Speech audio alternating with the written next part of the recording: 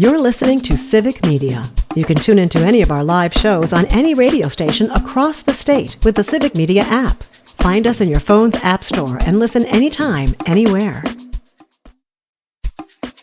This is your WFHR Daily News Roundup for locally grown radio 97.5 FM and 1320 AM and WisCountry 105.5 FM WIRI in Wisconsin Rapids.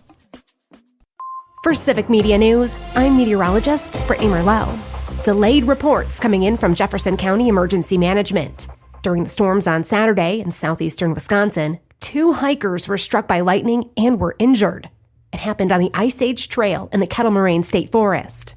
They were about a mile in on the trail when lightning struck a nearby tree. The lightning caused a ground current, which knocked both individuals unconscious.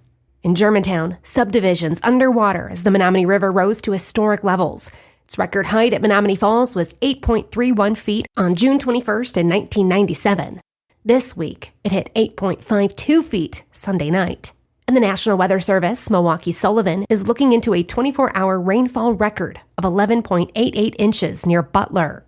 MMSD also reported rainfall amounts of 14.5 inches, which would be a state record, but they need to vet the data, since no other reports were that high nearby. And this process could take weeks to months. If you remember, in 2018, in Dane County, 14 to 15 inches of rainfall was rejected after review because the gauges were not cited properly. Investigation into the totals is a collaboration between the NWS, State Climatology, Regional NWS, NCEI, and MMSD. The current state record of rainfall in a day happened in Mellon in 1946, with 11.82 inches falling. What we know right now is that 2-day precipitation totals in Milwaukee reached 11.71 inches, and over 9 inches in Whitefish Bay, 8.94 in West Allis, and nearly 8 inches in Wauwatosa. And this all happened as a well-defined outflow boundary set up from south-central Wisconsin into the Chicago area from convection earlier in the day, and then a screaming low level formed in the evening, aimed directly over that boundary, and it just dumped that tropical moisture right over them for a solid 8 to 10 hours. For Civic Media News, I'm meteorologist Brittany Merlot. For WFHR and WIRI News, I'm Melissa Kay.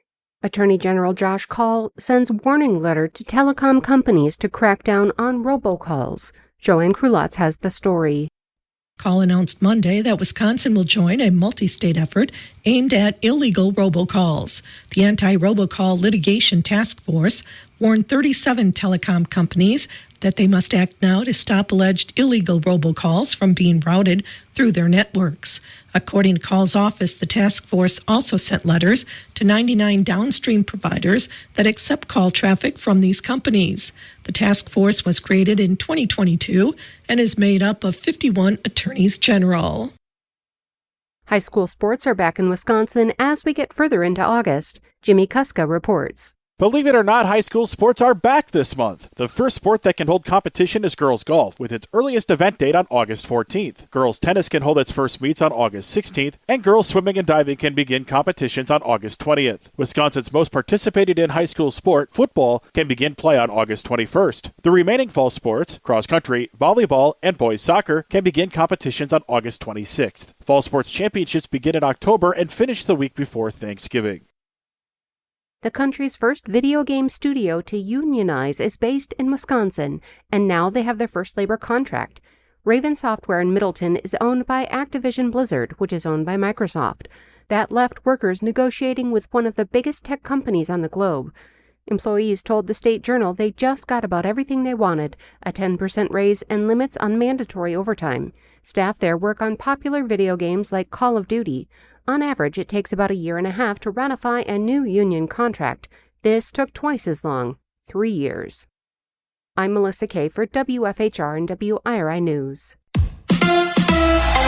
A home run fest. Hi, I'm Mike Clemens with sports. Baseball. The Brewers wrap up their series today with the Pirates. Last night, the crew with 5 home runs to win 14-0 over Pittsburgh. Sal Frelick was the Brewers' leadoff man and hit his 9th home run of the season in his first at-bat. It's always nice to score a lot of runs, but, I'm not, surprised by any means, especially when the offense is clicking like it is and we're getting great support from the pitchers. Milwaukee with a 7.5-game lead in the Central. The Cubs losing 5-1 to the Blue Jays. NFL. The word is Jordan Love had successful surgery after suffering a torn ligament in his left thumb against the Jets. How soon will he be able to practice? I don't know until he gets back here and see how he feels. I mean, we'll see. Obviously, he'll be out this week. And then I would put it highly unlikely that he plays for Seattle. As far as the practice is concerned, I can't tell you that at this moment. That's Packers head coach Matt LaFleur with Sports. I'm Mike Clemens. On your entertainment beat, I'm Pete Schwaba. Sometimes I want to love a movie because the poster looks so cool. Such is the case with Weapons, the new film from Zach Cregers and his follow-up to his excellent horror film, Barbarian. Weapons is one of those films I liked about 3/4 of, but it just couldn't quite close. The film stars Josh Brolin and Ozark's Julia Garner, and the critics love it for the most part. That's how I feel about this creepy film. I liked it for the most part, and pretty much recommend it. How's that for a sort of positive review? Fans of singer Carly Pearce were probably freaked when they saw the New York Post headline, which read the singer was rushed to the ER with a gruesome injury. As it turns out, she cut her thumb on a ranch dressing bottle and needed gauze. Kudos to gauze for making its first appearance in the Hollywood Beats. The article explained that Pearce would have to adjust by holding the microphone in her left hand instead of her right, but she was confident she could pull it off. It's almost like they're trying to trick you into reading things. The cast of Friends was mourning Matthew Perry long before his death, according to his castmate Jennifer Aniston. Aniston recently discussed the situation with Vanity Fair, saying the entire cast had done all they could for their friend Perry, but it just wasn't working. The star of the morning show even said at one point in the interview that Perry being gone is almost better because he is no longer in pain. Perry confirmed his struggles in his memoir, Friends, Lovers, and the Big Terrible Thing, in which he discussed attending 6,000 AA meetings, going through rehab 15 times, and spending almost $10 million in an attempt to get clean. On a lighter note, the article is complemented by the typical weird Vanity Fair photos, one of which has Aniston in a semi-formal white gown in a backyard, looking to the sky while using a push lawnmower from the 1930s. Garbage. Everyone knows Aniston uses a John Deere rider to cut her own grass. All right, Swifties, brace yourself. Up-and-comer Taylor Swift has announced she will soon release her 12th studio album. She seems to be really getting the hang of this songwriting thing. Taylor teased Swifties with a mysterious countdown ticker on her website before making the announcement on her boyfriend's podcast. The New Heights is hosted by current and former footballer brothers Travis and Jason Kelce. This is the follow-up to Swift's 2024 release, The Tortured Poets Department, which was the biggest selling album of the year, selling almost 3.5 million copies on both digital and physical formats. It broke records for highest single day and single week number of streams on Spotify, interestingly enough, and maybe even more importantly, this was Swift's first appearance on the New Heights podcast. That's a good get for the Kelce brothers. We'll see if she breaks podcast records. For more showbiz fun, tune into Nightlight with me, Pete Schwaba, weeknights from 6 to 8 p.m. on the Civic Media Radio Network. It is going to be mostly sunny today with a high right around 80 this afternoon. There will be a little more of that smoky haze from wildfires here today. Tonight, mostly clear. We'll drop down into the mid to upper 50s. Tomorrow, partly cloudy with a high right around 80. I'm meteorologist Sean Cable. Right now, it's 64. That's your WFHR and WIRI Daily News Roundup from Civic Media. Subscribe to this podcast on Spotify, Apple, or wherever you find your podcasts. Find more news at WFHR.com or WisCountry, that's WISCountry.com.